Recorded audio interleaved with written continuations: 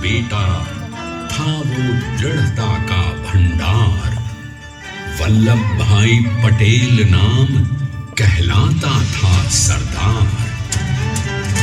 कृषक कार्मिक जनगण से था उसको प्यार अपार। अखिल देश ने उसे रहनुमा किया था स्वीकार।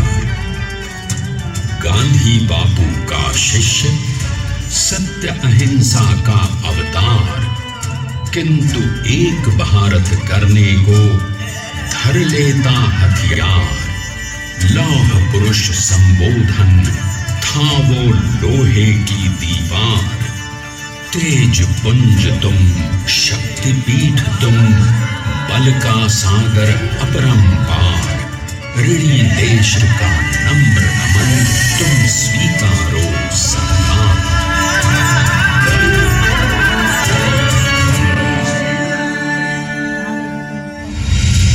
1857 में अंग्रेजों को ललकारने वाले पहले स्वतंत्रता संग्राम के एक सक्रिय सिपाही थे झवेर भाई पटेल। करमसद गांव के इस बहादुर देशभक्त किसान और उनकी पत्नी लाडबाई के 5 बेटों और 1 बेटी में से चौथे पुत्र थे वल्लभ भाई। बालक वल्लभ ने करमसद के बाद नडियाद से अपनी हाई स्कूल की शिक्षा पूरी की। फिर 13 साल की उम्र में उनकी शादी भी हो गई छोटी सी झवेर बाई से। 2 बच्चों, बेटी मणिबहन और बेटे डाया भाई को जन्म देने के बाद झवेर बाई असमय ही चल बसी। सदी बदलने और 20वीं सदी आने पर उनका जीवन भी एक चमत्कार की तरह बदला। प्लीडर का इम्तिहान पास करके वो वकालत करने लगे। पहले गोधरा, फिर आणंद और उसके बाद अहमदाबाद में। मगर जल्द ही वकालत छोड़कर वो बैरिस्टर बनने की इच्छा से इंग्लैंड चले गए। लंदन में बैरिस्ट्री में अव्वल आने और वजीफा जीतने वाले वो अनोखे भारतीय थे। अब तो अहमदाबाद की वरिष्ठ अदालत में बैरिस्टर पटेल की जिरह और जीतों की धूम मच गई।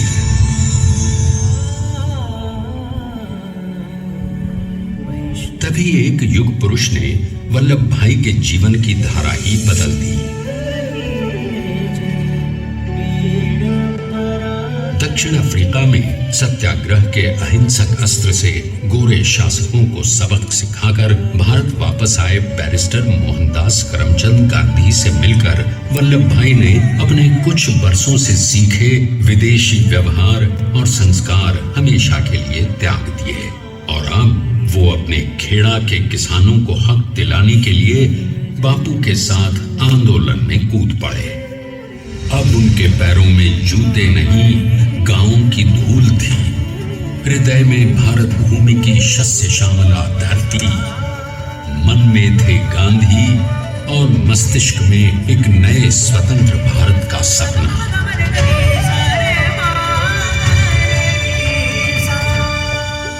तभी बारडोली के मजबूर मजलूम किसानों की यातना का समाचार उनके पास पहुंचा।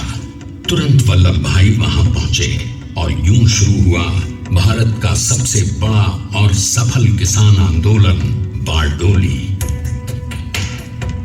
वल्लभ भाई ने बारडोली के 87,000 किसानों को ऐसा अटल अडिग अचल मनोबल दिया कि अंग्रेजी सरकार हिल गई और 1 बरस के बाद उनका लगान माफ कर दिया गया। अब तो पूरे देश में लोग वल्लभ भाई के नाम की कस्में खाने लगे।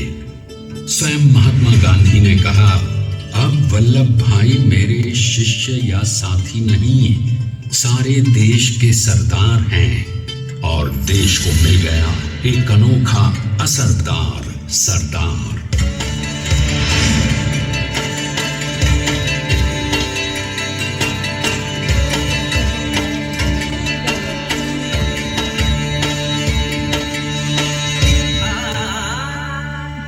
सरदार पटेल के नाम और देशभक्ति से अंग्रेज डर कर कांपने लगे।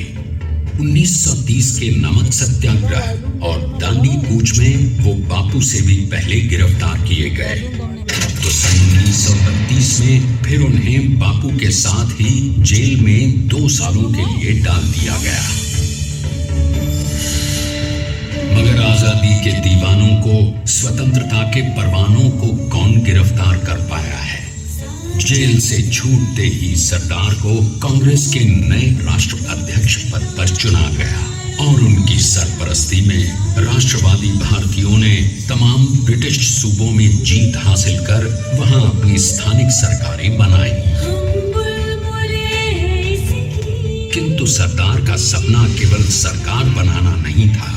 उनका स्वप्न तो था एक ऐसे नए भारत का जहां हर रंग, हर रूप, हर जात, मजहब, तबके का हिंदुस्तानी एक साथ मिलकर एक ऐसा नया भारत बना सके जहां पूर्ण स्वराज के साथ सारे समाज को गरीबी, अशिक्षा, छुआछूत से भी आजादी मिल जाए।